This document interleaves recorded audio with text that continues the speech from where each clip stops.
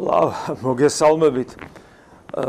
სამწუხაროდ ტექნიკური შეფერხება აღმოჩნდა და ასე რომ შენდობას ვითხოვ ყველა სახელით, თუმცა ასე პირდაპირ დამნაშავე არ არსებობს, მოხდა ტექნიკური შეფერხება, რის გამოც ჩვენ ჩავდით, მაგრამ ხმარისმოდა.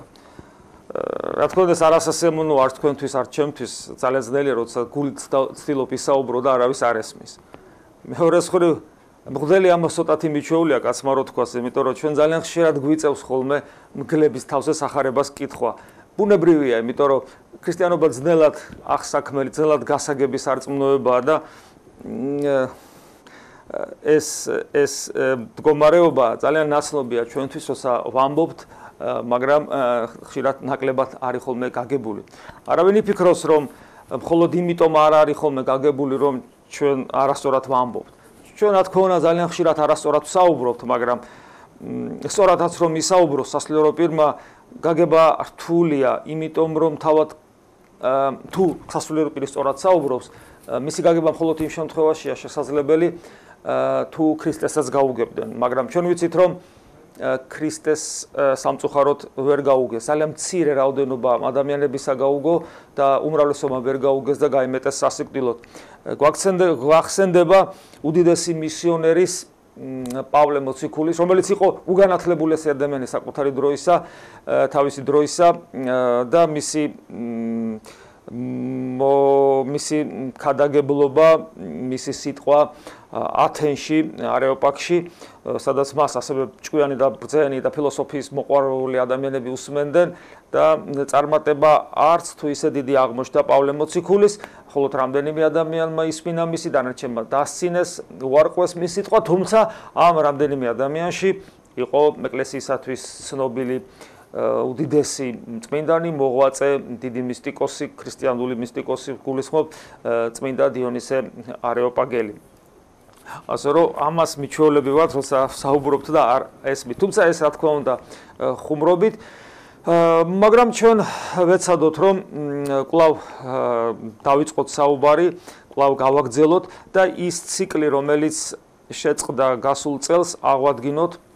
ამ ციკლის სახელწოდება იყო ქრისტიანობა დღეს და ჩვენ შეგნებულად დავარქვით მიზანმიმართულად ეს სახელი, იმიტომ რომ დღეს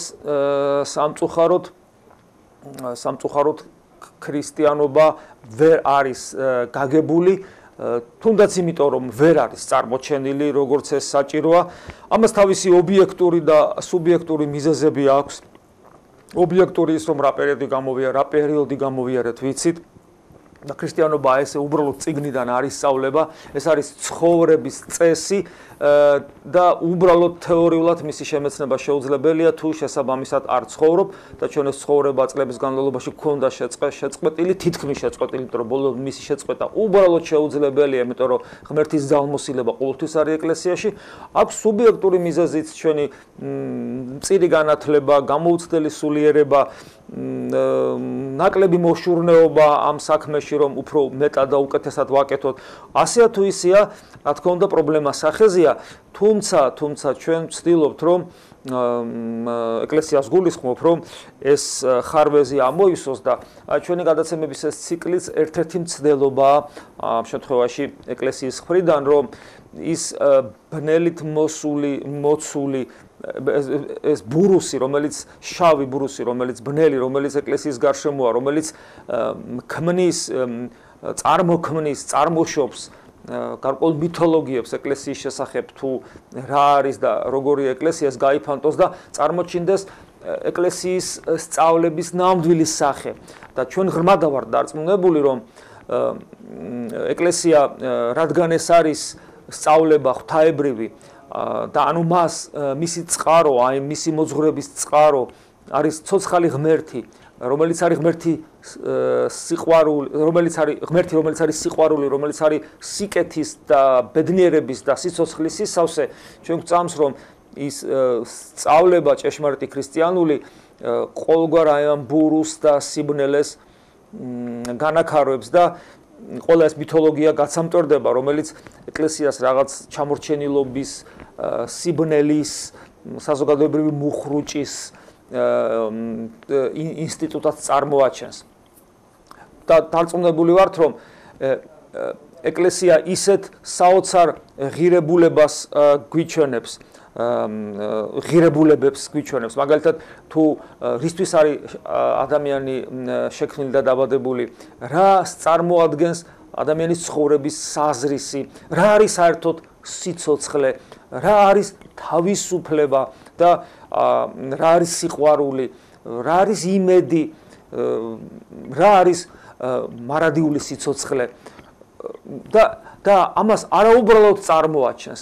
ეკლესია რაღაც ლოზუნგებს, ან თუნდაც მოწოდებებს კი არ წარმოაჩენს, თქვა და კი არ მოგვიწოდებს უბრალოდ რა ასე და ასე და ამგვარად ვიცხოვრო და ეს არის კარგი და ეს არის ცუდი, არა. როდესაც ეკლესია საუბრობს, თქვა მაგალითად თავისუფლებაზე, ამავე დროს იგი გზასაც გვიჩვენებს ამ თავისუფლების მოსაპოვებლად და ძალასაც გვაძლევს. ოღონდ ეს ძალა საღვთო ენერგია, ამიტომ გესმით, ერთია როცა იქნებოდა მოწოდება, ან ყალბი ლოზუნგი, მით უმეტეს, მაგრამ მეორეა როცა მარტო მოწოდება კი არ არის, გზის ჩვენებაა და პლუს არის საოცარი ძალა და ენერგია ღვთაებრივი, რომელიც ყველა მოწოდებასთან ახლავს, რომელიც გვაძლევს, ანუ ეს ღვთაებრივი ძალმოსილება გვაძლევს საშუალებას ესა თუ ის ღირებულება იყოს არა აბსტრაქცია, რაღაც იდეის სახით, არამედ იგი რეალურად ჩვენში განხორციელდეს. ჩვენ ესეთი ფორმატი გვქონდა, რომ ყოველთვის როცა ვიკრიბებოდით კვირა დღეს, რადგან ეს კვირა დღე იყო მით უმეტეს ამიტომაც და გარდა იმისა და ასევე იმიტომ რომ კვირა დღე განსაკუთრებული დღე არის ეკლესიისათვის, სწორედ კვირა დღეს წირვაზე აღმოკითხული სახარებით და სამოციქულოთი ქონოდა რაღაც ერთგვარი მიმართულება, თქვათ, ყოველი შეხვედრისას და აი ამ მიმართულების გვესაუბრა და შემდგომში თქვათ, როცა თქვენი მხრიდან იქნებოდა ინტერესი, იქნებოდა თქვენი მხრიდან შემოსული ზარი, ჩვენ თქვენ მიერ დასმულ კითხვებზე ვცდილობდით პასუხი გაგვეცა. რაც შეეხება კვირა დღეს, კვირა დღე რატომ არის მნიშვნელოვანი? მოკლედ რომ თქვათ, იგი არის მნიშვნელოვანი, იმიტომ რომ არის ხატი მარადისობისა და სიცოცხლის სიკვდილზე, სიკეთის ბოროტებაზე გამარჯვების სიმბოლო. იმიტომ რომ კვირა დღეს აღდგა ჩვენი უფალი იესო ქრისტე მკვდრეთით. ანუ ყოველი კვირა დღე ეს არის ჩვენს მიერ ჯერ ერთი გახსენება იმ საოცარი დიდი საიდუმლოებისა, რასაც მაცხოვრის მკვდრეთით აღდგინება ქვია და მინდა გითხრათ, რომ მკვდრეთით აღდგომა არ ნიშნავს უბრალოდ გარდაცვლილის გაცოცხლებას, გარდაცვლილი სხეულისათვის ბიოლოგიური სიცოცხლის დაბრუნებას. მკვდრეთით აღდგომა ეს სხვა რამეა, იმიტომ რომ ამ დროს მოხდა მაცხოვრის ადამიანური ბუნების განღრთობის მეორე ეტაპის დასაწყისი. პირველი ეტაპი ჩასახვისთანავე დაიწყო, მაცხოვრის ადამიანური ბუნების განღრთობის პირველი ეტაპი იწყება ჩასახვისთანავე, როდესაც ძე ღმერთის პიროვნება თავის თავში მიიღებს ადამიანურ ბუნებას, რომელსაც იღებს ქალწულ მარიამისაგან და მეორე ეტაპი იწყება აღდგომით, რომელიც გრძელდება ამაღლებით და განსრულდება მარჯვენით ღვთისა და მამისა დაждდომით, ანუ როდესაც სრულად იქნა განხთობილი ადამიანური ბუნება. აღდგომა ამიტომ ნიშნავს არა უბრალოდ ბიოლოგიურ გაცოცხლებას, არამედ ეს არის ადამიანური ბუნების და ადამიანურ ბუნებაში მატერიის, იმიტომ რომ ადამიანური ბუნება შედგება მასტერიისაგან და არა მარტო მატერიის, ადამიანური ბუნება მარტო მასტერიისაგან არ შედგება, იგი შედგება უკვდავი სულის და უკვდავი სული ეს არის ღვთის მიერ შექმნილი ენერგია, რომელიც არის ცოცხალი, ისე როგორც თქვათ, ანგელოზების ენერგია, ანგელოზი არის ღვთის მიერ შექმნილი ენერგია, რომელსაც აქვს პიროვნული არსებობა და სიცოცხლე, ანუ მას აქვს შემეცნების უნარი, თვით შემეცნების უნარი, სიყვარულის უნარი და ასე შემდეგ. ასე იგი ადამიანი არის ნაერთი ანგელოზებრივი და მატერიალური სამყაროსი, ამიტომ ადამიანი თავისი მდგომარეობით პოტენციაში აღემატება ანგელოზებსაც, როგორც ქრისტიანობა ასწავლის და აი მიუხედავად იმისა, რომ დღეს მაგალითად აი ამ ეტაპზე სანამ ადამიანი განხთობილი, ანგელოზები ჩვენზე აღმატებულნი არიან თავიანთი მდგომარეობის გამო, მაგრამ პოტენციაში ადამიანი აღემატება და როდესაც ესე იგი მოხდა აღდგომა, მოხდა განახლება მთელი ადამიანური ბუნებისა და მათ შორის ხორციელ ბუნებას თუ შევეხებით, კვლავ ხორციელ ბუნებაში მატერიის განახლება. და გახდა ისეთი, როგორიც გახდება მთელი სამყარო, როდესაც მაცხოვარი დაბრუნდება და თითოეული ადამიანი, როცა მაცხოვარი დაბრუნდება და მოხდება სამყაროს მთლიანად ფერიცვალება და შეცვლა. ამიტომ აღდგომა არის ქრისტეს აღდგომა არის ძალიან მნიშვნელოვანი თითოეული ჩვენთაგანისათვის და ეს გამარჯვება სიცოცხლისა, სიკვდილზე და სიკეთისა ბოროტებაზე ხელშესახები გახდა ჩვენთვის, როგორც მოციქულებს ეუბნება შემახეთ, ანუ თქვენს წინ დგას არა მოჩვენება, არამედ რეალურად მე ვარ აღდგარი მკვდრეთით, ანუ შესახები გახდა და შესახები გახდა და იგი თავის კვეთით მკვდრეთით აღდგარდა ამაღლებულ განხთობილ ბუნებას ეკლესიის საიდუმლოებაში გვაძლევს თითოეულ ადამიანს და ამიტომ ჩვენთვის აღდგომა არის არა მარტო ისტორიული ფაქტის გახსენება, რომელიც მრავალი ისტორიკოსის მიერ დასტურდება როგორც ფაქტი და მეცნიერები ამაზე თუ ადამიანი არ არის მიზანმიმართულად მტერი საღვთო მოძღვრებისა როგორც წესი ისინი აღდგომის ფაქტს ვერ უარყოფდნენ როგორც თვით ფრიდრიხ ენგელსი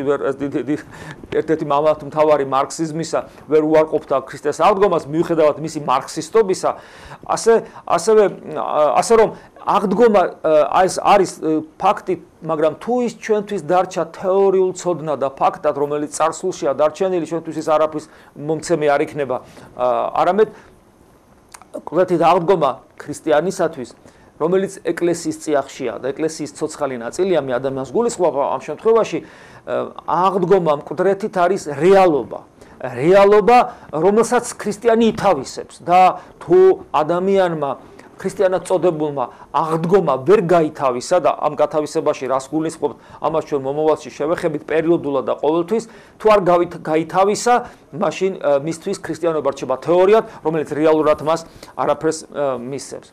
თეორიული, აი ჩვენ მახსენეთ ესეთი სიტყვა, თეორიული ქრისტიანობა. უნდა ითქვას, რომ თეორიული ქრისტიანობა მარტო ის არ არის, თქვათ, რომ თეორიული ქრისტიანობა პრინციპში რელიგიაც არ არის, მაგრამ ჩვენ შეიძლება ვიგულისხმოთ, რომ არსებობენ ადამიანები, რომლებიც თეორიული ქრისტიანობით კმაყოფილდებიან, მათ გარკვეული წარმოდგენა, თუმცა არასრული როგორც წესი, ყოველთვის ესე ხდება, ძალიან არასწორი ამ პირიქით დამახინჯებული წარმოდგენაც კი აქვს ქრისტიანობაზე, მაგრამ რაღაცა იციან, რაღაცა ყურმოყრული და ფიქრობენ, რომ აი ამ თეორიის ცოდნა თუნდაც დამახინჯებული სახით საკმარისია იმისათვის, რომ ადამიანი იწოდებოდეს რელიგიურად და თან ქრისტიანად.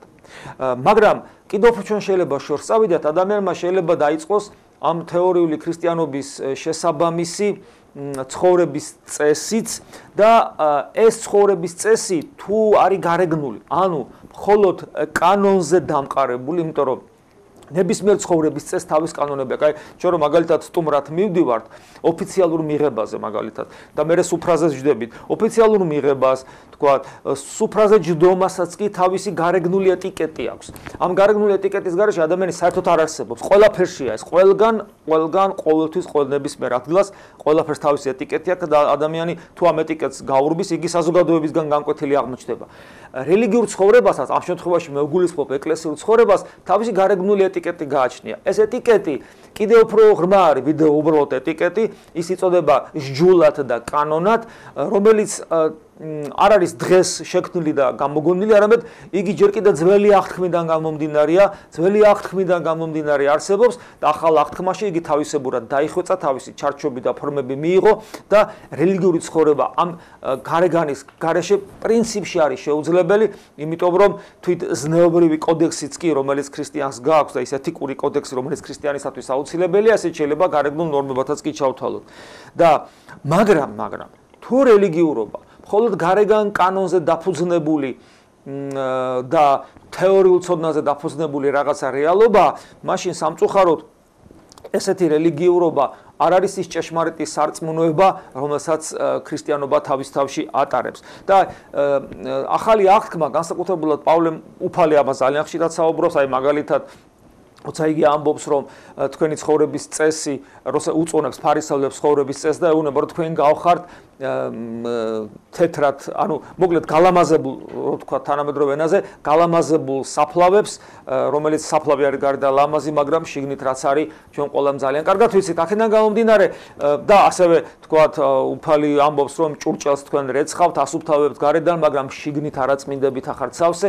ანუ ეს გარეგან რელიგიურობას უფალი ყოველთვის ხას უსვამს, ეს არის ძალიან ცუდი.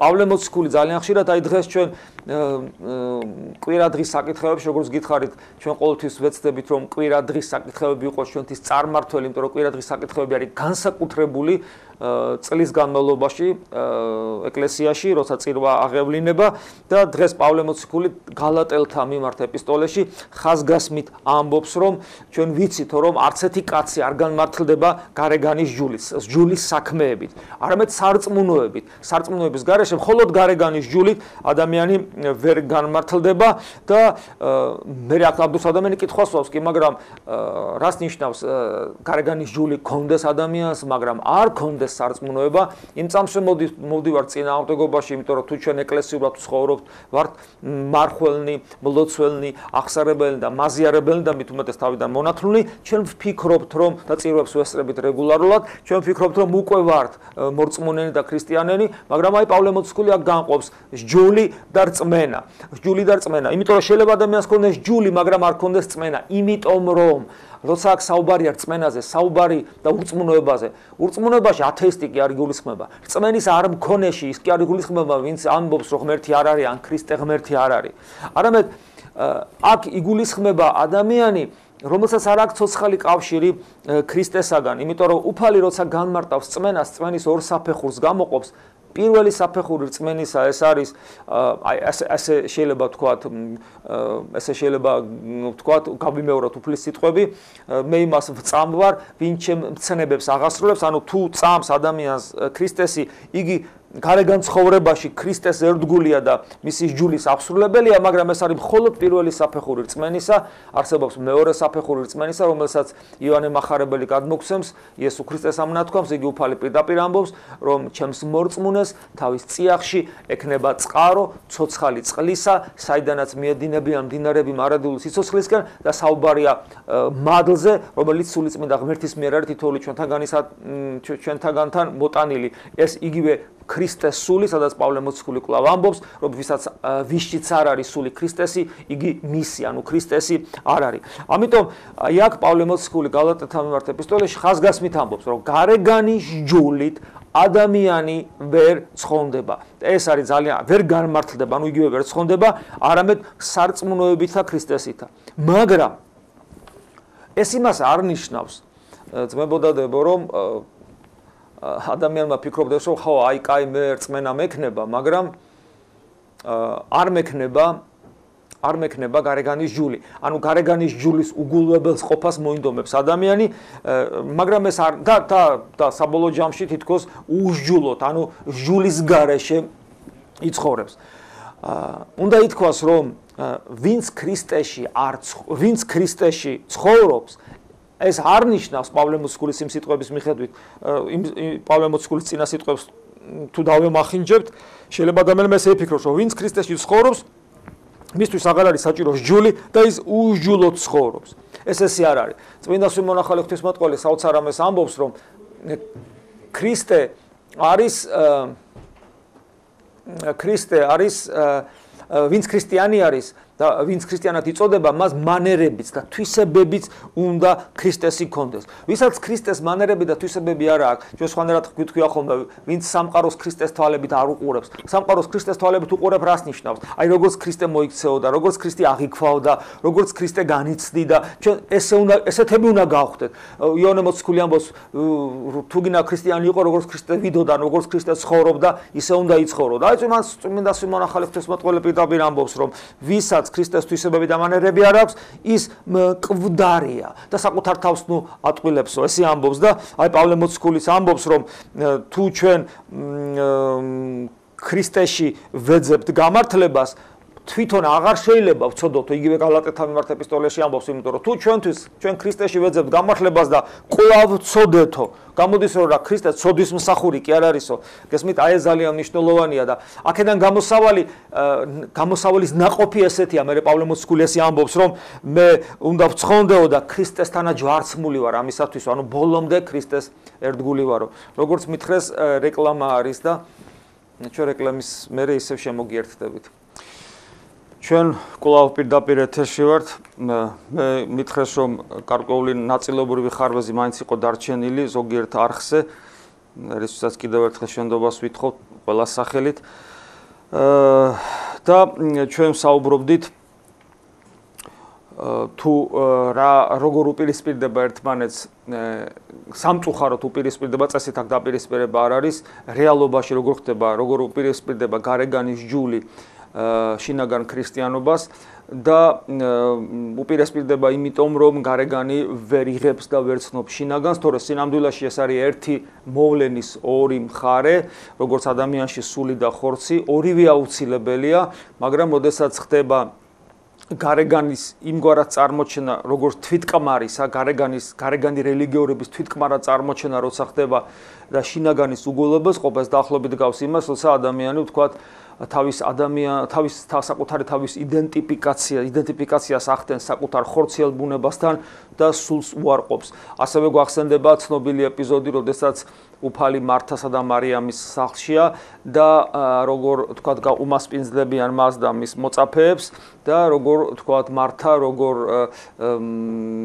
მარიამის ალბათ სავარაუდოდ ეხმარებოდა თქვათ გამასპინძლებაში და შემდეგ როცა უფალი საუბრობს მარიამი მის ფერხთით დაჯდება და მთლიანად არის მჭრეტელობას მიცემული, ანუ უკვე შინაგანი ცხოვრებას, რომელიც და ეს მჭრეტელობა, ეს მდგომარეობა მარიამის არის სიმბოლო შინაგანი ცხოვრებისა, როდესაც მარიამი ბოლომდე ქრისტესთან არის და მას უკვე ამ ქვეყნიური ნაკლებად აღელვებს ამ შემთხვევაში კარგი გაგებით გულგრილობიდან კი არა გამომდინარე კი არა, არამედ მთელი არსება მის მოცულია ქრისტეთი და აი იქ ჩანს რომ მართა როგორ ვერ იგებს მარიამისას და იმდენად ვერ იგებს მარიამისას, რომ მის სიტყვებში რაღაცა უფლის განკითხვაც კი ჩანს, რომ მიადგება უფალს და ეუნება უფალო შენ არ ზრუნავ, რომ მარიამი ჩემი და მე არ მეხმარება და მაშინ ეტყვის უფალი საოცარ სიტყვებს, რომ შენ მრავლისათვისა კი ზრუნავ მართა, ანუ არ ამბობს, რომ ეს საზრუნავი ცუდია, შენ მრავლისათვის კი ზრუნავ, მაგრამ მარიამ გამოირჩია კეთილი ნაწილი, რომელიც მისგან მას არასოდეს არ წაერთმევა.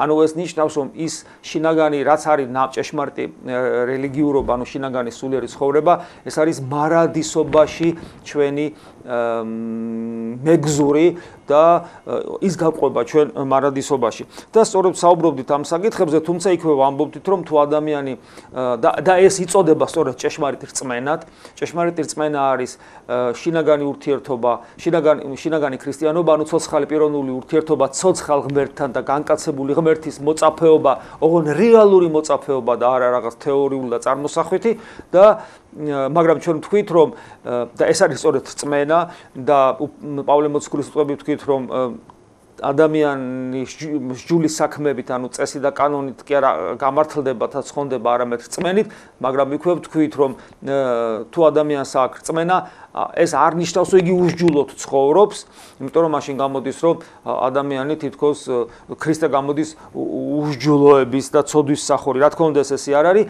უბრალოდ აქ არის აუცილებლად გასარკვევი, რომ შინაგანის გარეშე გარეგანი არაფერს წარმოადგენს, ხოლო თუ არსებობს შინაგანი, აუცილებლად არსებობს გარეგანი. და სამწუხაროდ, თუ არსებობს გარეგანი, ყოველთვის არ არსებობს შინაგანი და გარეგანი შინაგანის გარეშე გადაგვარდება ქრისტიანობიდან, ჭეშმარიტი სარწმუნოებიდან ფარისევლობაში. რა არის ფარისევლობა?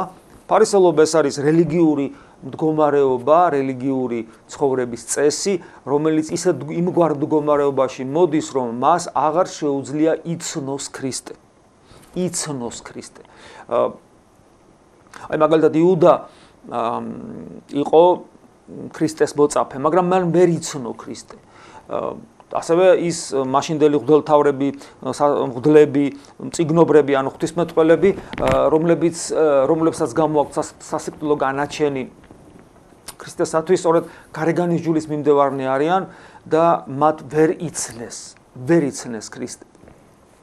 და ქრისტე აბა როგორმა ხალხმა იცნო ქრისტე გარეგნული ნიშნით აი მაგალითად პეტრე მეთევზეა უბრალოდ და თქვათ ის განათლება არა აქვს და მაგალითად თქვათ იოანე მეთევზეა და გაუნათლებელი ამ ქვეყნიური თვალსაზრისით მაგრამ აი პავლე და ლუკა განათლებული ადამიანები არიან და ანუ აქ იმათაც იცნეს და იმათაც ხო ანუ აქ გარეგან სტატუსზე გარეგან განათლებულობაში არ არის საქმე სხვა რამ არის საჭირო ეს სხვა რამ ხშირად ძალიან ხშირად საიდუმლოებაც კი არის თუ როგორ უნდა იცნოს ადამიანმა ქრისტე და თქვათ რა უნდა გააკეთოს ამისათვის. ერთ-ერთი რა თქმა უნდა ეს არის მისი გულწრფელობა და სიყალბის მინიმალურამდე დაყვანა ჩვენს სულიერ ცხოვრებაში და ცხოვრების საზრისის მოძიებაში და ცდილობა რომ ადამიანმა სინდისის მიხედვით იცხოვროს, ცდილობა რომ სხვას არ გაუკეთოთ ის, რაც საკუთარი თავისათვის არ გვინდა. ანუ ადამიანური შესაძლებლობებში ჩვენ უნდა მაქსიმალური გავაკეთოთ, რომ მერე შევძლოთ ქრისტეს ცნობა, თორემ მან შეიძლება ჩვენ ცხოვრებაში გვერდზე ჩაიაროს და ჩვენ ის ვერასოდეს დავინახოთ. მაგრამ მეორე მხრივ, თუ ჩვენ ქრისტეს ვერ დავინახავთ, თუ ჩვენ ქრისტესთან ერთობა არ გვექნება, ჩვენ ცხოვრებას რამდენად აქვს აზრი. მე ხა ესე ვიტყვი, შეიძლება ვიღაცას კაცრად მოეჩვენოს და ძალიან ძიმეთაც ეს სიტყვები, მაგრამ მე ვეცდები რომ ეს განმარტო, რატო ვამბობ ამას. ამას იმიტომ კი არ ვამბობ, რომ მე მინდა რომ თქვათ ადამიანი დავაკნინო. არამედ მე მინდა პირიქით წარმოვაჩინო ადამიანის სიდიადე. თუ რატო ვფიქრობ და რატო ვამბობ ესე, როგორც მითხეს ზარია და დამლოცე მამაო. ქრისტემ დაგლოცოთ. დამლოცე მამაო. ქრისტემ დაგლოცოთ. ესეთი შეკითხვა მაქვს. სახლი არ მაქვს ნაკურთხი. ხო და თუ შეიძლება ოჯახის მამაოს გარდა სხვა მამაო აკურთხოს. სულ ერთია სახლს ვინ აკურთხებს. სულ ერთია ვინ აკურთხებს, რომელი მღვდელი აკურთხებს, ამას მნიშვნელობა არ აქვს. მნიშვნელობა სხვა რამესა აქვს. მნიშვნელობა აქვს იმას თუ რამდენად სწორად გვესმის, რას ნიშნავს სახლის კურთხევა. სახლის კურთხევა არ ნიშნავს კედლების კურთხევას, შენობის კურთხევას. სახლის კურთხევა ნიშნავს ოჯახის კურთხევას. ეს რას ნიშნავს? ეს ნიშნავს იმას, რომ იკურთხება მადლის მიმღები, ხდებიან ოჯახის წევრები.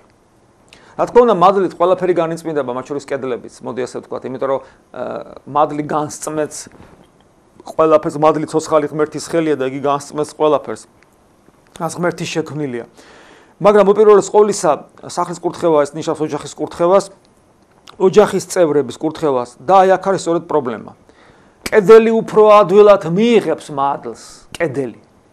ვიდრე ადამიანი, რომელსაც არ სურს იყოს ქრისტიანი. თუ ადამიანს არ სურს ქრისტიანული ცხოვრება, თუ ადამიანი ვერ აცნობიერებს, რომ ქრისტიანობა ეს არის ღმერთისაკენ შენგან გადადგმული ნაბიჯი ღმერთისკენ, მაშინ ესეთი ადამიანის სახლის კურთხევას პრინციპში აზრიც არ აქვს.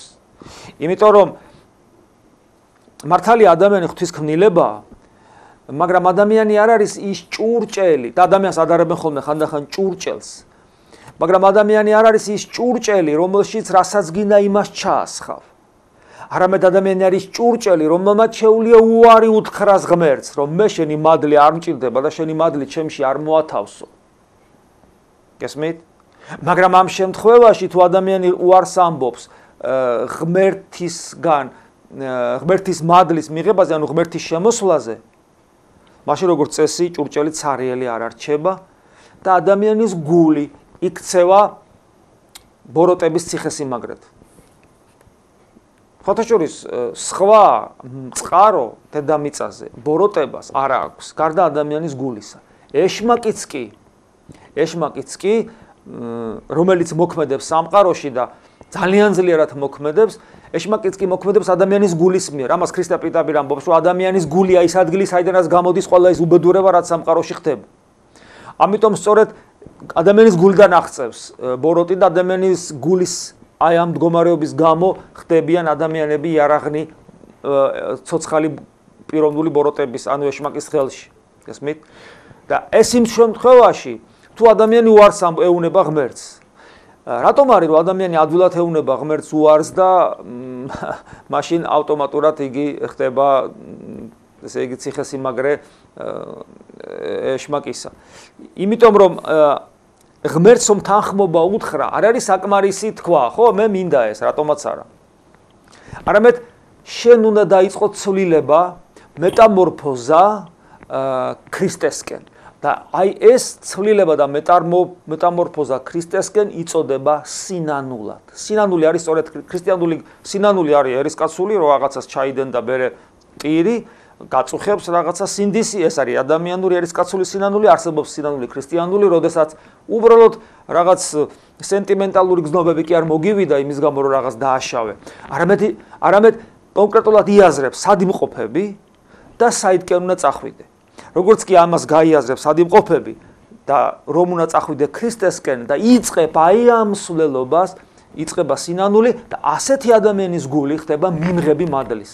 ამიტომ სახლის კურთხევის არსი იმაში მდგომარეობს, რომ ადამიანები, რომლებიც ამ სახლში ცხოვრობენ, მათ გაიაზრონ, რას ნიშნავს კურთხევა, რომ მადლი შემოვა მათ ოჯახში და რომ გული გაუხსნან. და ანუ ეს ნიშნავს, რომ მათ დაიწყონ ქრისტიანული ცხოვრება. სხვა მხრივ, მადლი როგორც მოვა, ისევე წავა. ამას უფალი კვლავ სახარებაში გვამბობს. მშვიდობა უსურვეთ, როცა რომელ სახშიც მიხვალთ ოჯახშიც და თუ იქ არ დაგხვდებათ ისეთი ადამიანები, ისეთი არ დაგხვდებიან, რომელთა გული ამას მიიღებს, ეს მადლი უკანვე თქვენ წამოკვებათ. როგორც მითხრეს კიდე ზარია. მამა თეოდორე. დიახ. მამა თეოდორე დამლოცე. ქრისტემ დაგლოცე. მამა, მიცვალებულთან დაკავშირებით მაქვს ესეთი შეკითხვა. აი, როდესაც მზადდება ხოლმე საკურთხი მიცვალებულის სახელზე. ან საფლავზე მიგვაქვს და იქ ვიხსენებთ და გარშემო მყოფით ახლობლები, ვიღებულობთ. ეს მაინტერესებს, აი მიცვალებულის ცხონებასთან რა კავშირია ამ საკურთხით, აი უკაცრავ და ჩვენი განაკრება, აი ეს ემას ვერ ვიგებ, მამა, აი თუ შეიძლება ძალიან სამართლიანად ვერ იგებთ, ძალიან სამართლიანად ვერ იგებთ. პირდაპირ გაგება ჩვენს დანაკრებასთან, მიცვალებულს და ჩვენს დანაკრებასთან არანაირი კავშირი არ აქვს და არც მის ცხონებასთან. მისი პირვანდელი სახე უბრალოდ მისი წყარო, თქვათ, აი ამგვარი ტრადიციისა შეიძლება არსებობდეს იქ და არსებობს ნამდვილად იქ, რასაც ქვია მოწყალების გაცემა მიცვალებულის სახელზე. აი, როდესაც ადამიანს, რომელსაც შია, მას აჭმევ, აი ამას ნამდვილად აქვს ძალმოსილება, იმიტომ რომ ეს მადლიანი საქმე. რა არის მადლიანი? არის ისეთი საქმე, რომელიც ჩვენზე საღვთო მადლს მოაწევს. გესმით, მშიერი ვიყავთ და მაჭამეთ მე, მწყუროდა და მასუთ, ანუ გაჭირებული ვიყავი და მომხედეთ მე. გესმით, როცა ადამიანი შია და აჭმევ. ხოლო როდესაც ეს ლამაზი ტრადიცია, რომ სიკეთეს ვაკეთებთ და ამ შემთხვევაში ვაკეთებთ მიცვალებულისათვის და ადამიანს, რომელსაც შია, მას დავანაყრებთ, როდესაც ეს გადაგვარდა ღრეობამდე ხანდახან სამწუხაროდ, ან წარმართულ რაღაც რიტუალამდე, რომ იმას რომ მოცისხლი და მე შევჭამ, ხო, ეს მიუვა, ეს უკვე რა თქმა უნდა სრული დამახინჯებაა. კიდევ ვიმეორებ, აქ საქმე ჭამა არ ჭამაში კი აქ საქმე мотиваციაში. ადამიანი როდესაც აკეთებს რაიმეს мотивირებული რითია. გასვით თუ мотивირებული იმითია რომ იმას რომ მე ჩავიდებ, აი იმას რომ ჩავიდებ, ეს მას დაეხმარება. მაგრამ თუ ამით მე სიკეთეს ვაკეთებ და შიერს გამოვკვებავ, ეს უკვე мотивირებული სხვანაირად არის. ანუ ეს არის უკვე სიკეთე, შიერის დაპურება, სტუმართ მოყვარეობა და ასე შემდეგ გაკეთებული მიცვალებულის სახელზე. აი ამ შემთხვევაში რა თქმა უნდა მას შეიძლება ითქვას რომ აქვს აზრი. მხოლოდ ამ შემთხვევაში. თუმცა მიცვალებულისათვის თუ ესე ვთქვათ ამ თემას შევეხებით ორიოდე სიტყვით, ყველაზე მნიშვნელოვანი მიცვალებულთან დაკავშირებით ეს არის ჩვენი პირადი სულიერი ცხოვრება. იმიტომ რომ როდესაც ჩვენ ვევედრებით ღმერთს მიცვალებულისათვის ეს ხომ კარგია, მაგრამ სამწუხაროდ როდესაც ჩვენ ღმერთს არ ვიცნობთ, ნუ გვეშინია ხოლმე ამ სიტყვის ღმერთს არ ვიცნობ. საქმე იმაშია რომ ღმერთის ცნობა არის აუცილებელი ჩვენ რო ქრისტიანები ვიყოთ. უფალი გახსოვთ ერთ-ერთ საუბარში ესეთ რამეს ამბობს რომ თქვენ მეტყვითო მეორე, უფალო შენი სახელით და ჩამოთვლილია რომ ამას ვაკეთებდით ამას. ანუ აქ საუბარია ქრისტიანებზე, რომლებიც ქრისტეს სახელით წინასწარმეტყველებენ, ღვთისმსიტყვას ქადაგებენ, სასწაულებსაც კი ახდენენ, შენს წინაშე ვჭამდითა და ვსვამდით, ანუ ზოგი გულისხმობს, რომ ცხოვრობდით უბრალოდ, ზოგი გულისხმობს, ზოგი წმინდა მამა, რომ ვეზიარებოდით, აი ყველაფერს ვაკეთებდით. მაგრამ უფლის პასუხი არის ძალიან საზარელიც კი შეიძლება ასე ითქვას.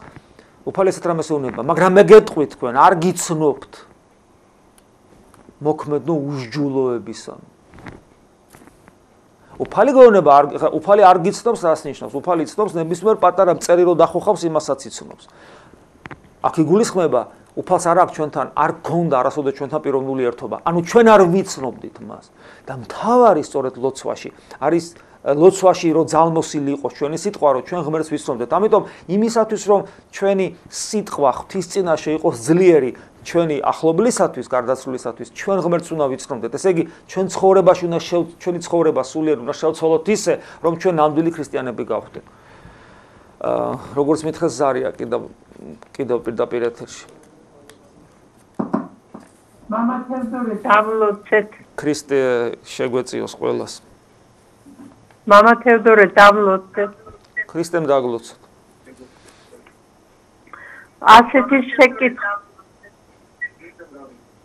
ასეთი შეკითხვა მაქვს. ვარ უსინათლოვარ. ვარ მორწმუნე. შვილი მყავს გარდაცვლილი. რეგიონშია სასაფლაო და ვერ მივდივარ. ხოდა ისე კი ვლოცულობ, სადაც ცხოვრობ, სადაც ვარ. მაგრამ როგორ მოვიქცე არ ვიცი. და მირჩიეთ მამა თევდორე, როგორ მოვიქცე. ღმერთმა აცხონოს თქვენი შვილი.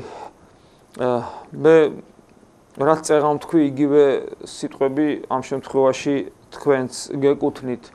რამე თუ თქვენ ეცდებით რომ უფალთან ახლოს იყოთ, თუ თქვენი სიტყვები ლოცვაში იქნება ნამდვილი, სიყალბის გარეშე, ღვთის მაძიებლობით სავსე, მაშინ თქვენი ლოცვა ძალიან ძალმოსილი იქნება ზოგადად და კონკრეტულად თქვენი შვილისათვის და მის საცხოვნებლად. ამიტომ თქვათ ის რომ თქვენ ვერ გიხერხდებათ მისვლა საფლავზე, ეს ამ შემთხვევაში რამე პრობლემას არ ქმნის.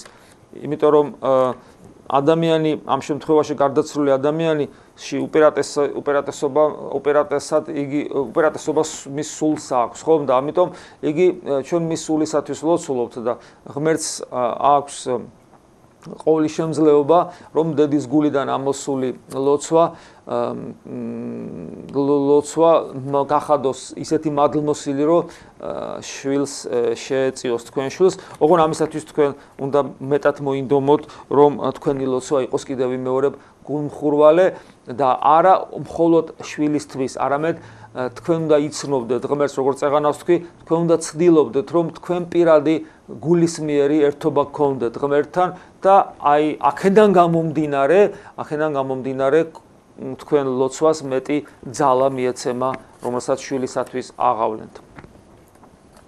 ჩვენ თუ მოგვეცა საშუალება, პერიოდულად ყველა ამ თემაზე ვისაუბრებთ თემატურად და განსაკუთრებულად შევეხებით ხოლმე ადამიანის ცხონების გადარჩენის საქმეს და ამ საქმეში უდიდეს იარაღს ლოცვას. იმიტომ რომ ლოცვა პრინციპში ყველაზე მთავარია, მართლა სათნოებათა დედოფალია, იმიტომ რომ თუ რამე აღესრულება ჩვენს რელიგიურ ცხოვრებაში, ლოცვით აღესრულება თვით ყველაზე უდიდესი საიდუმლოებაც კი როგორიც არის ევქარისტიული საიდუმლოება, ანუ მადლიერების ევქარისტიული მსახურება, ანუ მსახურება მადლიერების, რასაც ჩვენ წირვას უწოდებთ, ესეც ლოცვით აღესრულება და ლოცვის გარეშე არაფერი აღესრულება. ამიტომ ძალიან მნიშვნელოვანია ჩვენ ვიცოდეთ თუ რას ნიშნავს ლოცვა და ვცდილობდეთ რომ სწორად ვილოცოთ, იმიტომ რომ კიდევ ვიმეორებ, ლოცვა ეს არის დიალოგში მყოფობა ღმერთთან პიროვნული ურთიერთობა, ღმერთის გაცნობა, რომ მე ჩვენ არ გავიგონოთ ის საზარელი სიტყვები, არ გიცნობთო მოქმედო უსჯულოებისანო. ჩვენ ქრისტიანები ვართ და ამით დავიწყე საუბარი და შეწყდა ჩვენი საუბარი, რომ ჩვენს არსებობას აზრი აქვს, ადამიანური არსების არსებობას აზრი აქვს მხოლოდ იმიტომ, რომ იესო ქრისტე არის, ანუ ღმერთი განკაცდა, ღმერთი გახდა ადამიანი, რადგან ღმერთის განკაცების გარეშე, ანუ ღმერთი ადამიანად რომ არ მოსულიყო, შეუძლებელი იქნებოდა ადამიანის გაღმერთება, განღვრთობა. ქრისტიანული ცხოვრების არსი მდგომარეობს ამაში. აი თქვათ ხშირად მოდიახომე ადამიანები და მეკითხებიან, რისთვის მოხვედი ეკლესიაში? ზოგი რას ამბობს, შეიძლება თქვა რაღაცა პრობლემა დაასახელონ მიწიერი. ან თქვათ შეიძლება თქვათ უფრო სულიერი პრობლემა დაასახელონ, თქვათ ამბობს ადამიანი, რომ მე სიმშვიდე მინდა მოვიპოვო და ასე შემდეგ. ყველა ეს პასუხი სანახევროდ სწორია, იმიტომ რა თქმა უნდა, ადამიანს ტკივა და უფალს მიმართავს, აბა ვის უნდა მიმართოს. როცა ადამიანს შინაგანი სიმშვიდე უნდა, რომლის გარეშე ბედნიერება არ არის, აბა ვის უნდა მიმართოს, მაგრამ ჩვენ ვეუბნებით ხოლმე, რომ ეს არ არის მაინც მთავარი. მთავარი სხვა რამეა და ეს მთავარი შეიძლება გამოვთქვათ აი ასე, როგორც ახლა მე ვიტყვი, თუმცა ეკლესიაში ამას ესე არავინ ამბობს. საღვთისმოწყალო წიგნებში ეს წერია, თუ რისთვის რისკენ მოგვიწოდებს ქრისტიანობა და რატომ გახდა ღმერთი ადამიანი, მაგრამ ჩვენ ქრისტიანული ეთიკა, მოდი ესე ვთქვათ, არ გვაძლევს ჩვენ იმის უფლებას, რომ ჩვენ ესე ვთქვათ. მაგრამ შეიძლება აი ამ შემთხვევაში ცოტა გადაუხვიოთ ეთიკიდან და ქრისტიანული ეთიკას გულისხმობ და შეიძლება ადამიანმა თქვას, რომ მე იმიტომ მოვედი ეკლესიაში. აი ადამიანი ვეკითხე, რატომ მოხვედი ეკლესიაში? პასუხობს, მე იმიტომ მოვედი ეკლესიაში, რომ გავხდე ღმერთი. ხო, შეიძლება გაგვეღიმოს ახლა, იმიტომ რომ მართლაც ესე არავინ საუბრობს, თუმცა თუ ადამიანი ამას ასე იტყვის, რომ მე იმიტომ მოვედი მამაო ეკლესიაში, რომ გავხდე ღმერთი, ქრისტიანულად შეიძლება არ ეთიკურია, მაგრამ საღვთისმეტყველო თვალსაზრისით უაღრესად სწორია. დიახ, ჩვენ ეკლესიაში იმიტომ მივიდივართ, რომ ღმერთები გავხდეთ. ამის და რომ არა ღმერთის განკაცება, ანუ ღმერთის ადამიანად მოსვლა, ეს შეუძლებელი იქნებოდა. ეს ძალიან ღრმა თემაა. ამას ჩვენ პერიოდულად, იმიტომ რომ ეს არის ყველაზე მთავარი თემა ეკლესიაში, ჩვენ ამას პერიოდულად მიუბრუნდებით, მაგრამ ეს ესეა.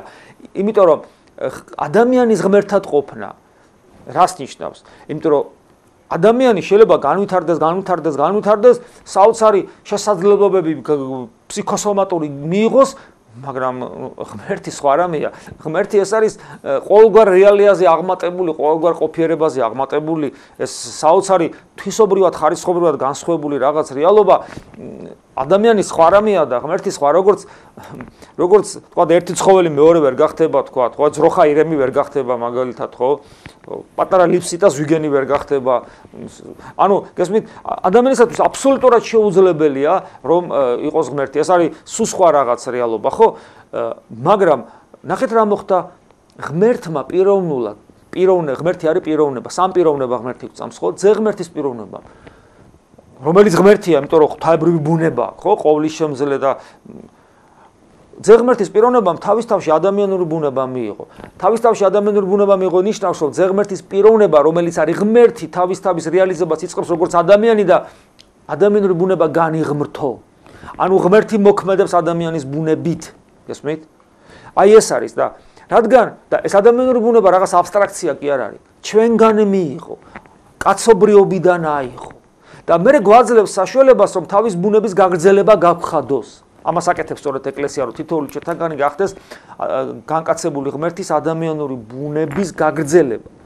და ანუ განაღმრთო და ჩვენ გვაზიარებს აი ამ განღრთობილ ბუნებას და შესაძლებლობას იძლევა ჩვენი განღრთობისა. ხო? ეს როგორ ხდება, ეს სხვა თემა კიდევ ერთხელ ვიმეორებ, არ ვეხები, მაგრამ ყოველ შემთხვევაში მოკლედ ესე შეიძლება ითქვას, რომ ჩვენ ვთქვით, რომ ადამიანის არსებობას აზრი არ აქვს იესო ქრისტეს გარეშე. მხოლოდ იესო ქრისტეს გამო აქვს ჩვენს არსებობას აზრი. იმიტომ რომ მხოლოდ ღვთის განკაცებით, ანუ იესო ქრისტე რომ მოვიდა ჩვენთან, მხოლოდ ღვთის განკაცებით გახდა შესაძლებელი ადამიანური ბუნების გახდობა. ადამიანის ღმერთად ყოფნა. ადამიანის ღმერთად ყოფნა არ ნიშნავს ადამიანის უსასრულო არსებობას თუნდაც გარკვეულ რაღაც სიკეთეში. არ ნიშნავს. ადამიანის ღმერთად ყოფნა ნიშნავს უსასრულო განვითარებას, ოღონ არა სიფტყეში, არამედ თვისობრივად და ხარისხობრივად. ანუ თვისობრივად და ხარისხობრივად უსასრულო განვითარებას ნიშნავს, როცა ყოველ ახალ საფეხურზე იწყება საერთოდ სხვა ეტაპი. და იგი შეიძლება არაფრით არ გავდეს წინა ეტაპს. გესმით? აი ეს არის, ანუ განხთობის პროცესი ეს არის და ეს ეს არის ვერტიკალური პროცესი, რომელიც არის დაუსრულებელი. და კიდევ ვიმეორებ, ეს არ არის თქვა რაღაცა ესეთი ზოგიერთი რელიგია რო ამბობს, რომ ეს არის რაღაც ამ ქვეყნიური ცხოვრება განვრცობილი ძალიან დიდხანს და კეთილდღეობა ამ ქვეყნიური და ასე არა, ეს არის კიდევ ვიმეორებ თვისობრივად და ხარისხობრივად განვითარებადი რეალობა, რომელიც არის მხოლოდ და მხოლოდ რომელიც არის ბედნიერების მომნიჭებელი ადამიანისათვის. სხვანაირად ადამიანი ბედნიერი ვერ გახდება, იმიტომ რომ ადამიანი არის ისეთი არსება, რომელსაც ყველაფერი ნებისმიერი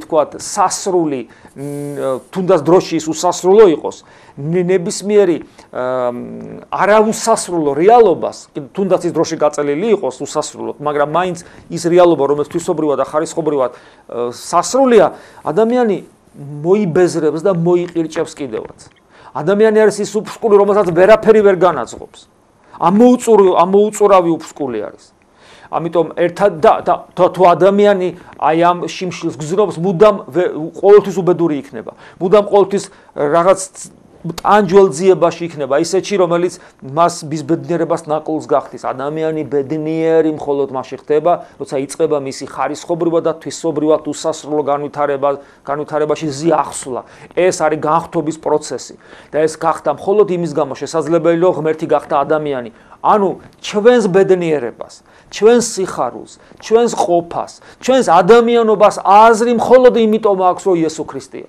ეს არის ძალიან მნიშვნელოვანი და ჩვენ მე მომავალში ყოველთვის ვეცდებით რომ აი ეს თემაც მუდამ გაიშალოს და გაიშალოს როგორც მითხრეს ზარია გაითიშა გათიშულა ზარი როგორც მითხრეს ამიტომ კვლავ ალბათ დაირეკება და ჩვენ გავაგზელოთ მაგრამ ეს ერთის ხრივ გასაგებია მაგრამ როგორ გქონდეს კავშირი ქრისტესთან საქმე იმაშია რომ ქრისტესთან კავშირი აი ჩვენ დავაბადებულიყავით მაგალითად 2000 წლის წინ ნუ ჩვენ ვიტყოდით რომ გავიგეთ რომ უფალი მოვიდა წავიდეთ ვნახოთ და დავემოწაფოთ თუმცა ეს ასე იოლი არ იყო იმიტომ რომ ჩვენ ძალიან კარგად ვიცით უფალი მოვიდა მივიდეს და ნახეს მაგრამ დაემოწაფა ძალიან ცოტა და იმ ცოტადანაც რომლებიც დაემოწაფენ მრავალი განუდგა როგორც წმინდა წერილში წერია მრავალი მოწაფეთა შორის ტოვებდა მას ხოლო ისინი ვინც დარჩნენ იქიდანაც ერთი მოღალატე აღმოჩნდა ხოლო ისინი ვინც მოღალატები არ იყვნენ იმათაც ვერ გაუგეს და ყველა მიატოვა მათ შორის ერთ-ერთმა სულმოკლეობის გამო შიშის გამო ასევე უარყო პეტრეს გულისხმობ ერთადერთი აღმოჩნდა მოციქულთა შორის მამაკაცებს გულისხმობ იოანე რომელმაც გოლგოთამდე უერთგულა მაცხოვარს ანუ ჩვენ რომ დავაბადებულიყავთ იმ დროს იმის გარანტია მაინდა-მაინც ჩვენ მისი მოწაფენი გავხდებოდით ძალიან დიდი არ არის თუ სტატისტიკურად შევხედავთ ამ მდგომარეობას ანუ ქრისტესთან ურთიერთობა ადვილი არ არის იმიტომ რომ მას ვერ ცნობენ ვერ ცნობენ დღესაც და ძალიან გაუჭირდება თვალეც მისი გაცნობა მაგრამ რაც ამაღლდა ზეცად ანუ იგი ადამიანური ბუნებით უკვე საფრთხო რეალობაში გადავიდა მით უმეტეს ძალიან ძნელია მასთან კავშირი არა და მასთან კავშირის გარეშე ქრისტიანობა არ არსებობს ქრისტიანობა არის იქ სადაც არის კავშირი ქრისტესთან სადაც არ არის კავშირი ქრისტესთან მასთან ესე იგი იქ ქრისტიანობა არ არის კავშირში მეგულისხმობ არა ცოდნას თეორიულს არამედ რეალურ კავშირს აი მაგალითად მე ვიცი ვიღაცა ადამიანი თქვათ ამა და ამ ქვეყანაში ამა და ამ ადგილას ამა და ამ თანამდებობაზე არის ვიღაცა ადამიანი კი არის მაგრამ არანაირი ურთიერთობა არ მაქვს ამიტომ არანაირი კავშირი მასთან არ მაქვს ამიტომ მე ამ ადამიანის მეგობარი ვერა ვარ და ის ჩემი მეგობარი ვერ არის და ჩვენ არაფერი არ გვაკავშირებს თუ მე ვიცი რომ არის წამს რომ არის ქრისტე განკაცებული ღმერთი მაგრამ მასთან მე არანაირი კავშირი არ მაქვს ესე იგი მე ვერ ვარ მისი მოწაფე მიმდევარი ის თქვათ ვერ მიწოდებს მე მეგობარს იმიტომ რომ ჩვენ შორის კავშირი არ არის როგორ უნდა გქონდეს კავშირი ამისათვის ჩვენ უნდა მოვწყდეთ ამ სოფლიურ რეალობას იმიტომ რომ ქრისტე არა ამ სოფლიურ არა ამ ქვეყნიურ რეალობაშია. გესმით? არა ამ ქვეყნიურს. არა აქ ლაპარაკი არ არის თან რაღაც მისტიკაზე უბრალოდ. აი თქვა, როცა ადამიანები ცდილობენ სხვადასხვა რელიგიის წარმომადგენლები რომ ტრანსში ყოფნი, გავიდნენ სხეულის გარეთ და რაღაც მისტიკას ეზიარონ, რაღაც მისტიური გამოცდილება შეიძინონ. ამაზეც არ არის ლაპარაკი. როგორც არ უნდა გახვიდეს სხეულიდან. რა მედიტაცია და მედიტაციაც არ უნდა აღასრულო და რა ტრანსშიც არ უნდა ჩავარდე და ასე შემდეგ და რა სულებთან კავშირიც არ უნდა კონდეს. ეს არაფერს ნიშნავს, იმიტომ რომ ნებისმიერი გასვლა საკუთარი სხეულიდან, როგორც თქვა, ამტკიცებენ რამდენად მართალია, თქვა სხვადასხვა რელიგიის წარმომადგენლები. ნებისმიერი მისტიური გამოცდილება და კავშირი სულებთან და სხვადასხვა იერარქიებთან. როგორც არ უნდა რეალობა იყოს ეს, თუმცა აქ შემთხვევაში შეიძლება ბევრ შემთხვევაში იყოს აშკარად სიცრუე, ზოგ შემთხვევაში რაღაც სუბიექტური განწყობები და ამ შემდეგ, რომც დაუშვათ, რომ ეს ყველაფერი სიმართლეა, ეს არაფერს ნიშნავს. იმიტომ რომ ქრისტე არ არის ქრისტე არ არის რაღაც არამიწიერ რეალობაში უბრალოდ და ქრისტე არ არის თქვა რაღაც აი სულთა სამყაროში სადაც შეიძლება სხეულიდან გასვლით გამიხვიდე. მაცხოვარი აღსდგა ამაღლდა ზეთა და დაждდა მარჯვენით ღვთისა და მამის. ეს ნიშნავს რომ ზეღმერთის ადამიანური ბუნება დაждდა მარჯვენით ღვთისა და მამის არის ყოვლადწმინდა სამების წიაღში და ეს ნიშნავს რომ იგი სამყაროს მიღმიერია. აქ აბსოლუტურ მიღმიერებაზეა საუბარი. გესმით? აბსოლუტურ მიღმიერებაზეა საუბარი. ანუ ნებისმიერი წარმოსახვა, ნებისმიერი წარმოდგენა, ნებისმიერი ფსიქოსომატური ვარჯიში, რაც იგივე ლათინურ ქრისტიანობაში არსებობს, როცა ისინი წარმოიდგენენ, თქვა, ჯვარცმას, სასუფეველს, თქვა და აი ამ წარმოდგენებით ყვებავენ თავიანთ ლოცვას. ეს არის დამახინჯება სულიერი ცხოვრების, იმიტომ რომ არანაირი წარმოდგენა არ უშველის ადამიანს, არანაირი წარმოსახვა, არანაირი ფსიქოსომატური ვარჯიში, არანაირი ნერვების და ემოციების დაძაბვა. გამორიცხულია, იმიტომ რომ ღმერთი არის ტრანსცენდენტული, სამყაროსაგან აბსოლუტურად შორსმყოფი, აქ აბსოლუტურად შორსმყოფი ნიშნავს არა რაღაც გეომეტრიულ რაღაც ზომებს, არამედ არსობრივად ტრანსცენდენტული ნიშნავს აბსოლუტურ მიღმიერებას, ესე იგი ღმერთისა და სწორედ ყოვლადწმინდა სამების წიაღში მარჯვენით ღვთისა და მამისა დაждდა იესო ქრისტეს ადამიანური ბუნებით. ანუ იესო ქრისტეს ადამიანური ბუნება არის აბსოლუტურად მიღმიერი, ტრანსცენდენტული ჩვენგან. ეს ნიშნავს იმას, რომ ქრისტიანობა ვერავითარ შემთხვევაში ვერ იქნება უბრალოდ თეორიული მოძღვრება, რომელიც ამ სოფლიურ ლოგიკაზე აგებულია. ვერ იქნება უბრალოდ დოქტრინა, საჭიროა პრაქტიკა, ოღონ პრაქტიკა, არაცრუ მისტიური, რომელიც აღმოსავლურ რელიგიებშია, არაცრუ მისტიური, რომელიც დასავლურ ქრისტიანობაშია, თქვა იგივე კათოლიციზმში, სადაც ეს კიდევ მეორე მთავარი მეთოდი არის ის, რასაც მართლმადიდებელი ეკლესიის წმინდა მამები კატეგორიულად გრძალავენ. ესე იგი, რა უცნაურია, ნახეთ ხო იწოდება რომ თქვა ისინიც ქრისტიანები არიან, მაგრამ ნახეთ რა უცნაურია, რასაც კატეგორიულად გრძალავენ აღმოსავლეთში. და აქ ლაპარაკი ეცით როგორ ამხელა მამებზე, უდიდეს წმინდანებზეა საუბარი, რომლებიც მართლა ღმერთს იცნობდნენ, რასაც ისინი კატეგორიულად გრძალავენ, ის არის უმთავრესი მეთოდი ლოცვისა დასავლეთის ქრისტიანობაში. და ეს იმდენად ურთიერთ გამომრიცხავია, რომ მათი შეჯერება, შერიგება, აი მოძღვრებითი შერიგება აბსოლუტურად არ ლაპარაკობ დოგმატებზე. დოგმატი კიდე სხვა თემაა, თუმცა დოგმატებიდან გამომდინარეა ეს. უბრალოდ აი ძალიან რომ მოვინდომოთ, ხო? თუ თვალებს დავხუჭავთ, რომ კი ბატონო, როგორც გინდა ისე ქენიო კი, როგორც გინდა ისე გჯეროდესო, მაგრამ თუ თვალებს არ დავხუჭავ და რეალობას თვალს გავუსწორებ, შეუძლებელი ხდება. იმიტომ რომ ნებისმიერი ჩვენი წარმოდგენა და წარმოსახვა არის სრული სიყალბე. კიდევ ვიმეორებ, პავლე მოციქული პირდაპირ ამბობს. ისეთი რამე განუზადა ღმერთმა თავის მოყვარეს, რომელიც არც თვალს უხილავს, არც ყურს მენია და არც გულს არ შეხებია. პავლე მოციქული კიდევ ამბობს, რომ პავლემ, რომელმაც იხილა, ის რეალობა იხილა ღმერთმა აჩვენა, ხო? მე ამბობს, რომ გამოუთქმელი სიტყვანი, ანუ ვერ ამბობს, პავლე ვერ ამბობს. უგანათლებულესი ადამიანი თავისი დროისა. პავლე ვერ ამბობს, უდიდესი მისიონერი ქრისტიანობის, რომლის მსგავსი აღარც იქნება აღარასოდეს. პავლე ვერ ამბობს, მიწაზე დაანთებული ცეცხლი, რომლის ალი ზეცას წოდება, როგორც ივანე ოქროპირი ამბობს, პავლე ვერ ამბობს. პავლე უძლურია, პავლე უსუსურია და ამბობს, რომ თვალს არ უხილავს. ყურს არ სმენია, გულს არ შეხებია, მაგრამ გამოუთქმელია, შეუძლებელი, როგორ უნდა წარმოვიდგინო მე ეს? და როცა მე მაქვს კადნიერება და იწყებ ამის წარმოდგენას და ესე მასწავლიან, შედეგად რას მივიღებ? სიყალბეზე აღმოცენებული ურთიერთობა ღმერთთან როგორი იქნება, ხომ წარმოგიდგენიათ? ამიტომ ნებისმიერი ჩვენი მცდელობა, ხო, როგორც არ უნდა გვთავაზობდეს ამ ქვეყნიური დოქტრინა რელიგიური, რომ აი ესია და ესია და ამგვარად სრულად იქნება დაბარცხებული, იმიტომ რომ შეუძლებელია ეს. აბა რა გავაკეთო ადამიანი იტყვის.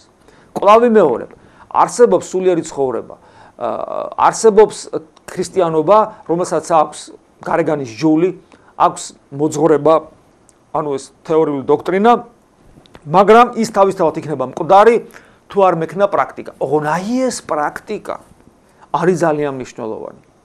იმიტომ რომ კიდევ ვიმეორებ, ეს პრაქტიკა ვერ იქნება დასავლური ტიპის პრაქტიკა. იგივე რაც კათოლიკ წარმოდგენებით და ფსიქოსომატური რაღაც მდგომარეობებით და ემოციების ჩართვა. ვერ იქნება, იმიტომ რომ სიყალბეა ყველაფერი გარანტირებულად.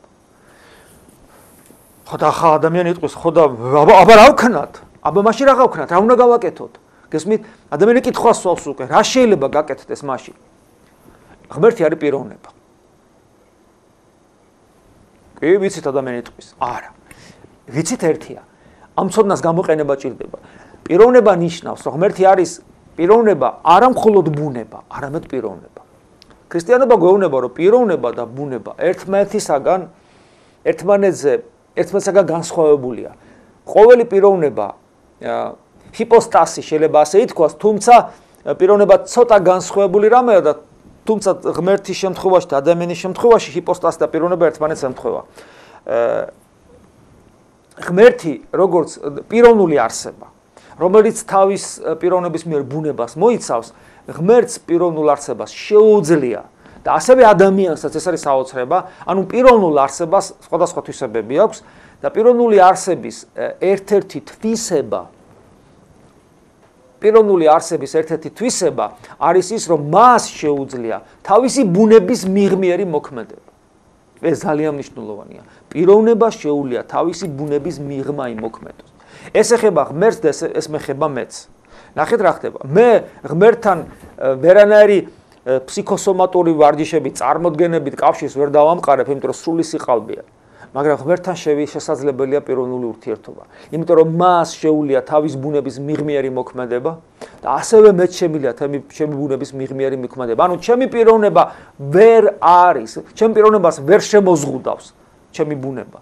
ვერც სამყარო. ეს საოცარი უნარი აქვს პიროვნულ არსებას და ღმერთი თავისთავად როგორც ყოველი შემძლე არსება, ის თავისთავად ვერ შემოიზღუდება ვერანაირად. ამიტომ სწორი სარწმუნოებრივი და ქრისტიანული პრაქტიკა, უბრალოდ სწორი პრაქტიკაში იგულისხმება სწორედ სწორი სარწმუნოებრივი ცოდნა და ეს ცოდნა ეფუძნება ღვთივგამოცხადებულ ჭეშმარიტებას. ეს არის აქედან ყველაზე მნიშვნელოვანი რაც არის, ეს არის სწავლება, ანუ დოგმატი ყოვლადწმინდა სამების შესახებ, რომ ღმერთი არის მამა, ძე და სული წმინდა. და მეორე სწავლება, რომ ძე ღმერთი განკაცნა, ანუ ადამიანად მოვიდა. აი ეს ორი რამ არის ძალიან მნიშვნელოვანი. ჩვენ ეს უნდა ვიცოდეთ, რას ნიშნავს. ამას ხას უსვავ, იმიტომ რომ ადამიანი არ შეიძლება იყოს ქრისტიანი თუ არ იცის ეს. და ვინც არ იცის ადამიანი კითხავს, არ შეიძლება იყოს ქრისტიანი. აბა რო ვართ, არა ვართ. იმიტომ რომ როდესაც ადამიანი ინათლება, მას ჩვენ ვიცით, დათლობა გვინახია, ხშირად ხდელი ეუბნება ხოლმე, მრწამსი თქვი. მრწამსის თქმა ნიშნავს, რომ ეს იცი, რომ ღმერთი არის სამება და ღმერთი ადამიანად მოვიდა. იცი მისი სიღრმით, იმ სიღრმით, რომელიც ჩვენი ინტელექტისათვის არის მეტნაკლებად შესაძლებელი. ამიტომ ჩვენ იმისათვის, რომ გქონდეს სწორი პრაქტიკა, უნდა გქონდეს ეს პრაქტიკა გამტკიცებული უნდა იყოს თეორიული ცოდნით, რა თქმა უნდა, მაგრამ ეს არ არის საკმარის როგორც წეღანას თქვი და საჭირო არის კიდევ ორი რამ. ეს ორი რამ შეიძლება მოკლედ ესე ითქვას. პირველი, ეს არის საკუთარი თავის ადეკვატური აღქმა, საკუთარი თავის შემეცნება, ამაში რა იგულისხმება? დავინახოთ სად ვიმყოფებით. იმიტომ რომ ქრისტიან ბოლოს მე ვარ გზა. ჩვენ უნდა დავდგეთ ამ გზაზე, მაგრამ გზის დასაწყისი უნდა მოვძებნოთ. როგორც ძაფის გორგალს ვერ გახსნი თუ ძაფის თავს არ იპოვი, ისე ვერ დავდგებით ღვთისაკენსავალ გზაზე თუ გზის დასაწყისი არ ვიპოვეთ. სად არის გზის დასაწყისი? სადაც მე ვიმყოფები.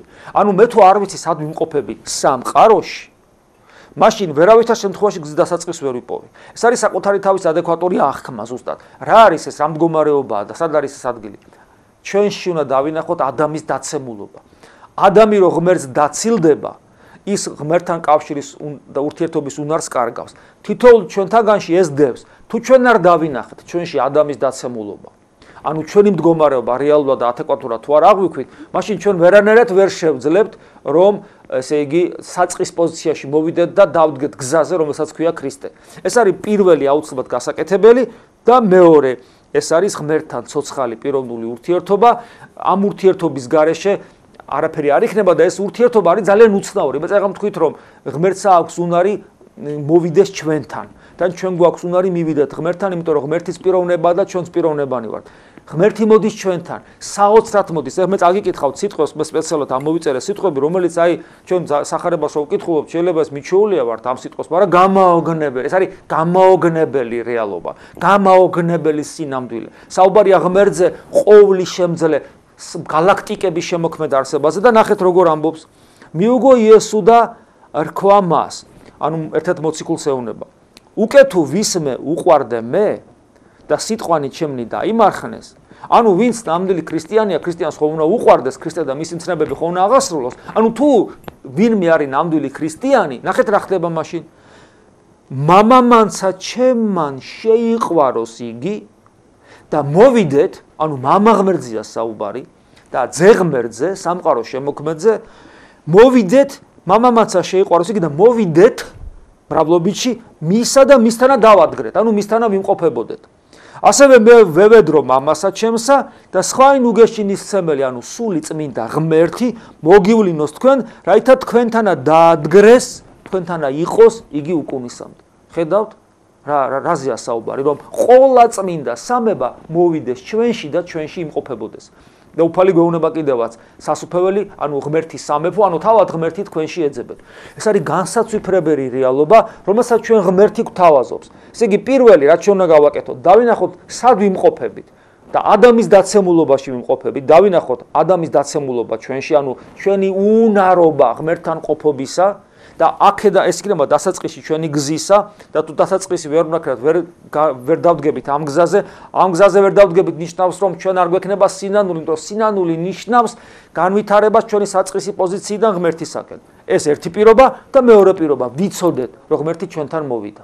და მოვიდა მთელი სისავსით, მამაი, ძე და სული წმინდა ჩვენში, მას ნება ჩვენში დამკვიდრდეს. და ჩვენში რომ დამკვიდრდეს, ესე იგი ჩვენ და ჩვენში თუ დამკვიდრდება, ჩვენ გვექნება მასთან ურთიერთობა, პიროვნული ცოცხალი ურთიერთობა, იმიტომ რომ ლაპარაკია მამა ღმერთზე, პიროვნებაზე, ძე ღმერთზე, პიროვნებაზე, სულიწმინდა ღმერთზე, პიროვნებაზე.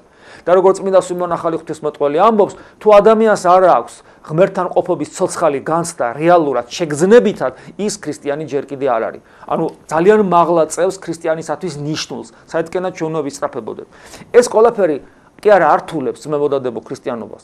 ეს ყველაფერი საოცარ ძალას მატებს თითოეულ ჩვენთაგანს, რომ ქრისტიანულად ვიცხოვროთ, იმიტომ რომ ჩვენთვის ქრისტიანობა თუ ჩვენ ამას გავიაზრებთ და ამ გზაზე დავდგებით, იქნება არა ყოველდღიური რაღაცა რუტინა, რომ რაღაც ტექსტები ვიკითხო უბრალოდ, რაღაც გაუგებარი მარხვა, რაღაც საათობი დგომა, არამედ ეს იქნება ცოცხალ ართებასთან ურთიერთობის ცდელობა და ამ ურთიერთობის ძიება მუდამ და ამ ძიებაში უფალი ყოველთვის პერიოდულად ჩვენს გულს ეხება და გვაგზავნებს. მე შენთანა ვარ, ნუ გეშინია და ეს შეხება არის სიხარულის, იმედის, ბედნიერების გამომწვევი და დაუტევნელი ბედნიერების გამომწვევი შეიძლება ასე ითქვას. და მერე უკვე ჩვენთვის ქრისტიანული ცხოვრება იქნება არა ყოველდღიური რუტინა, არამედ იქნება საოცარი მაძიებლობა. ლოცვა იქნება არა ტექსტის კითხვა, არამედ ყოველი სიტყვის ღმერთთან მიტანა, საოცარი განცდა. მარხვა იქნება ღვთის სიყვარულის გამოვლენა ჩვენი მხრიდან და ერთგულებისა და ეს ყველაფერი ჩვენ სიცოცხლეს გააბედნიერებს, გააცისკროვნებს და ჩვენ გავხდებით მართლაც ნათელი ამ სოფლისა, რითაც უამრავ ადამიანს ექნება უკვე ჩვენს მიერაც შესაძლებლობა, რომ დაინახოს მარადიული ღმერთი და კვლავ ისინიც ღვთისაკენ წავიდნენ. თუ ესეთი ადამიანები იქნებიან საქართველოში ბევრი, მაშინ ივერია გამწყინდება. ეს არის სწორედ ივერის გამწყინება. ჩვენ მაშინ ვეღარ ვნახავთ დადგუნულ, საცოწარკვეთილ დეპრესიაში მყოფ და აგრესიულ ადამიანებს, რომელსაც ყოველ ნაბიჯზე შეხვდები ქუჩაში, ჩვენ დავინახავთ გახარებულ ბედნიერ ადამიანებს, რომლებსაც ერთმანეთი ეყვარებათ, რომლებიც გაუწვდიან ერთმანეთს ხელს გაჭირვებაში და ერთად ამოვლენ აი ამ გაჭირვებიდან, რომელშიც ჩვენი სამშობლო იმყოფება. ყოვლადწმინდა ღვთისმშობელი შეეწიოს ჩვენ სამშობლოს თითოეულ ჩვენთაგას, ქრისტემ დაგვლოცოს, გაგვაძლიეროს. მომავალ შეხვედრამდე.